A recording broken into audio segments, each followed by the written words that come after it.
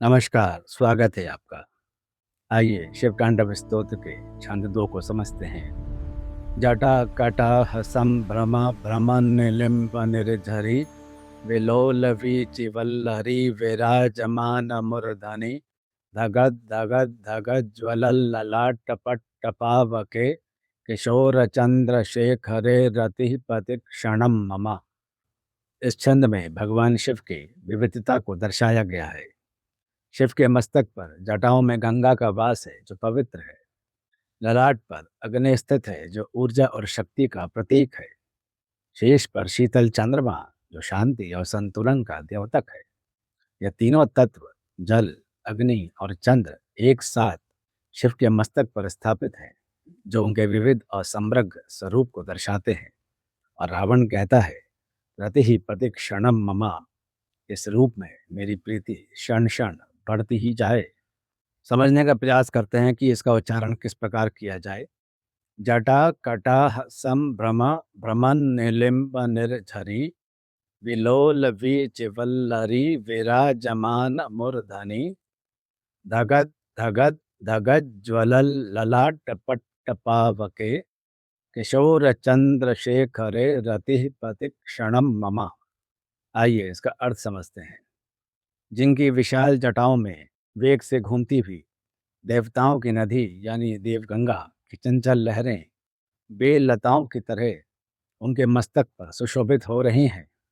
जिनके ललाट के विस्तृत भाग पर धधकती हुई अग्नि धगत धगत की ध्वनि से प्रज्वलित हो रही है और जिनके मस्तक मुकुट में नव अर्धचंद्र शीतल आभा से दमक रहा है, ऐसे भगवान शिव में मेरी प्रीति प्रत्येक क्षण और गहरी होती चली जाए। कुछ कठिन शब्दों का अर्थ समझने का प्रयास करते हैं।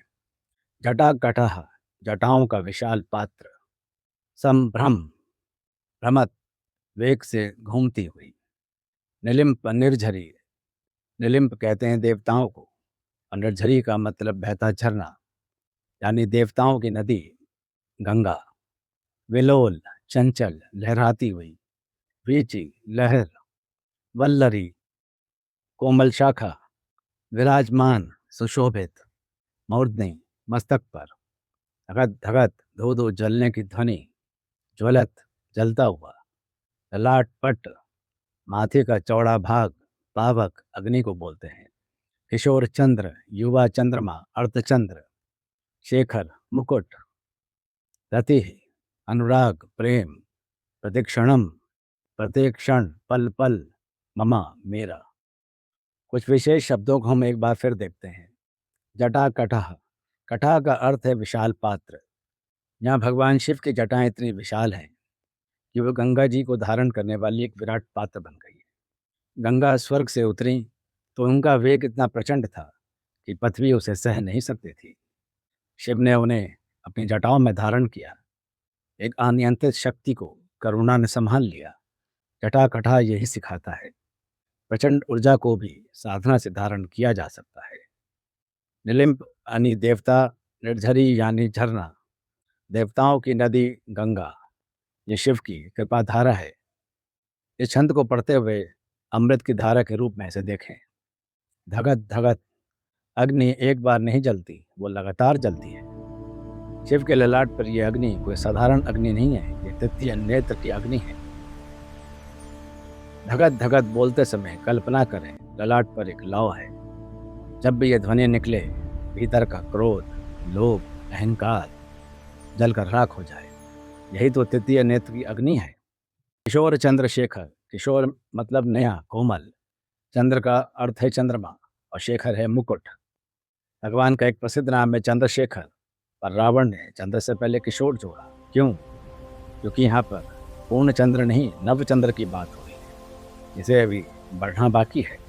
कोमल, शीतल, आशा से भरा और ठीक उसके नीचे धगत धगत की अग्नि, एक ही मस्तक पर। यही तो शिव का रहस्य है। वह रुद्र हैं और शंकर भी। संहार करते हैं पर शीतलता भी देते हैं। अग्नि जलाती है, चंद्र ठंडक देता है। दोनों साथ हैं, क्योंकि पूर्णता में विरोध नहीं होता, सामंजस्य होता है। पढ़ते वक्त कैसे ध्यान करें? कल्पना करें शिव के मस्तक पर जटाओं का विशाल समुद्र है। उसमें गंगा की सफ़ेद नीली लहरें क्रीड़ा कर रही हैं। ललाट पर एक ज्वाला है, उसकी धगत धगत ध्वनि मानसिक रूप से सुने। मस्तक पर नवचंद्र शीतल चांदनी बिखेर रहा है। ये चांदनी ललाट की अग्नि को संतुलित कर रही है। इस दृश्य में स्वयं को डुबो दें।